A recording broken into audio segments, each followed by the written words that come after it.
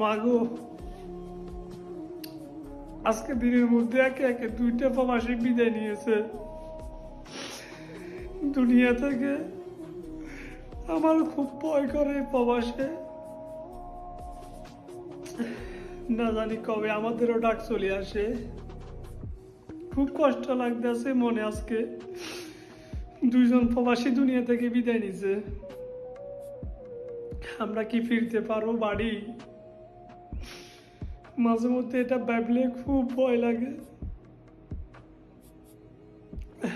মাগো, দোয়া করবেন প্রত্যেকটা প্রবাসীদের জন্য। অনেক লোক মৃত্যুবরণ করতেছে, কিন্তু সবচাইতে কষ্টের বিষয় হলো আমরা সোশ্যাল মিডিয়াতে দেখি যে সেই লাশটা পর্যন্ত তার ফ্যামিলি রিসিভ করে না, এবং তারা বলে যে ওনাকে ওইখানে